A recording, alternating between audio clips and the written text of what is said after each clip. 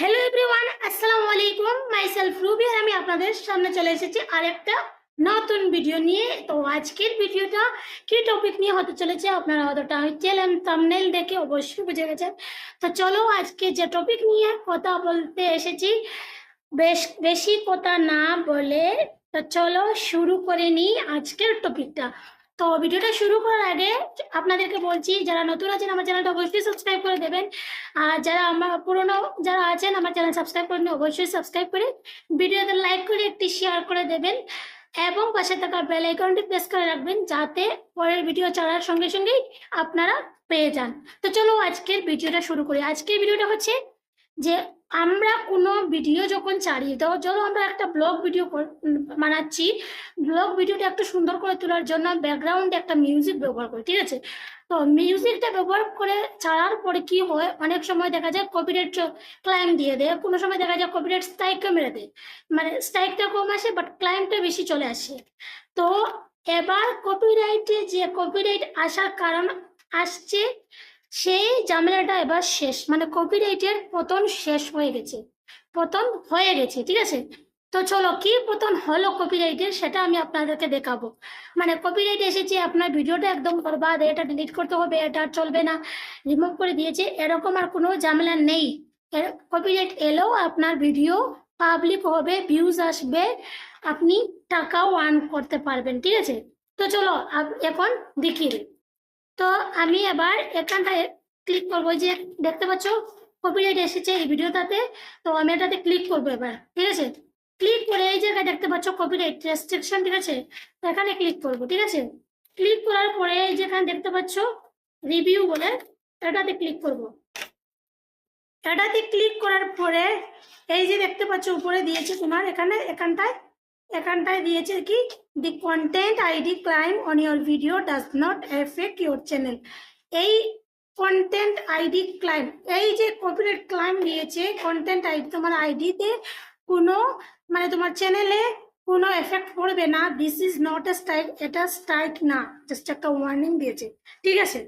এবার দেখো এখানটায় দেখো দিয়েছে কি অডিও বলে, এখানে ক্লিক করলাম। ক্লিক করার পরে দেখো উপরে দিয়েছে ডিটেলস দিয়েছে, ঠিক আছে? অডিও যে কি অডিও ইউজ করা হয়েছে সেটা এখানে দিয়েছে, মির্চি বাই ইভেন, ঠিক আছে? তারপরে হচ্ছে কন্টেন্ট ওনার ইউএমজি, কন্টেন্ট ওনার হচ্ছে ইউএমজি, তারপরে এফেক্ট করবে কিনা এটা নো এফেক্ট, ঠিক আছে? এবার দেখো নিচে অ্যাকশন ইউ ক্যান টেক বলে লেখা আছে, হ্যাঁ, অ্যাকশন ইউ ক্যান টেক বলে লেখা আছে। এবার এখানটায় নিচে দেখতে পাচ্ছ তোমরা, প্রথমে দেওয়া আছে ইরেজ সং নিউ, এটা এই যে সাইডের দিকে দেখতে পাচ্ছ, 1 সেকেন্ড, এই যে সাইডের দিকে দেখতে পাচ্ছ নিউ বলে লেখা আসছে, নিউ, এটা নতুন আপডেট দিয়েছে, ঠিক আছে? এটা নতুন আপডেট দিয়েছে।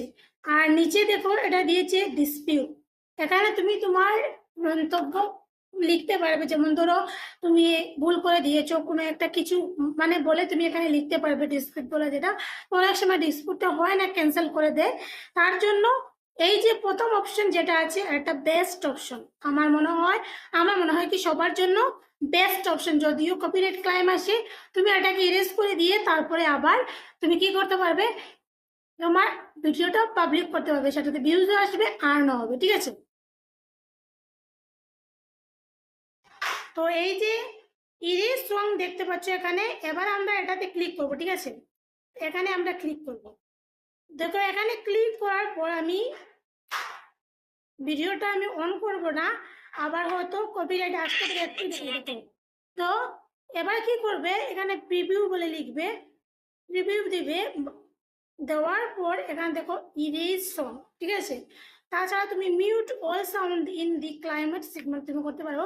বন্ধুরা ভিডিওতে একটা ছোট্ট ভুল হয়ে গেছে, আমি কোথায় থেকে এডিট করেছি সেটা তোমাদেরকে বলিনি, আমি ডিরেক্ট ওয়াইটি স্টুডিও থেকে এডিট করেছি। আপনারা চাইলে ওয়াইটি স্টুডিওতে করতে পারেন, আবার ক্রোম ব্রাউজারে গিয়ে করতে পারেন। তো এটা এডিট করার জন্য ওয়াইটি স্টুডিও থেকে সহজ হবে, ক্রোম ব্রাউজারে যেতেই হবে না। তো আপনারা চাইলে আপনাদের ওয়াইটি স্টুডিও থেকে যে ভিডিওতে কপিরাইট এসেছে সেটা থেকে আপনারা এডিট করতে পারবেন বিনা ঝামেলা ছাড়া, সহজ উপায়ে, ঠিক আছে? তো এবার আমি সেভ অপশনে ক্লিক করলাম, ইরেজ সঙ্গে ক্লিক করলাম। ক্লিক করার পর দেখো এরকম একটা ইন্টারফেস ওপেন হচ্ছে, এখানে দেখো রাউন্ড করছে আর কি, তো এবার ভিডিও প্রসেসিংয়ে আছে, এই যে দেখতে পাচ্ছ এখানে ভিডিও এডিটিং ইন প্রোগ্রেস, ঠিক আছে। তো এবার আমরা ব্যাক করব, ঠিক আছে। ব্যাক করার পর কিছুক্ষণ টাইম নেবে এটা এডিট হতে। দেখো এখানে চেকিং লেখা এসেছে, দেখতে পাচ্ছ। তো কিছুক্ষণ ওয়েট করতে হবে, ওয়েট করলে হয়ে যাবে। আমি লাইভ দেখাবো আপনাদেরকে, আপনারা একটু ওয়েট করেন তাহলে দেখতে পারবেন। এই যে এখানটা দেখো চেকিং অ্যান্ড এডিট প্রসেসিং লেখা আছে।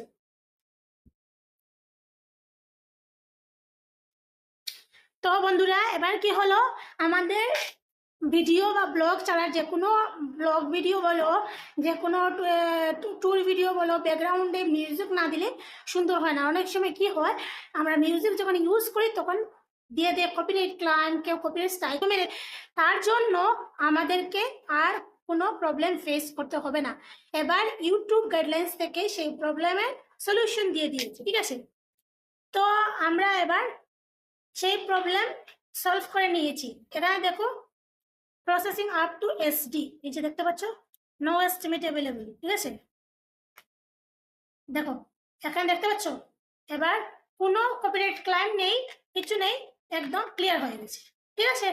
তো আশা করি আপনাদের আজকে ভিডিওটা ভালো লেগেছে। আর যদি ভালো লেগে থাকে তাহলে অবশ্যই ভিডিওটা একটা লাইক করে চ্যানেলটি সাবস্ক্রাইব করে দিও, অ্যান্ড পাশে থাকা বেল আইকনটি প্রেস করে রাখো যাতে এরকম আরো ভিডিও চলার সাথে সাথে আপনারা পেয়ে যান। এভাবে আমাকে সাপোর্ট করবেন, পাশে থাকবেন। আজকের মতো ভিডিওটা এখানেই শেষ করছি। খুদা হাফিজ, টাটা, বাই বাই।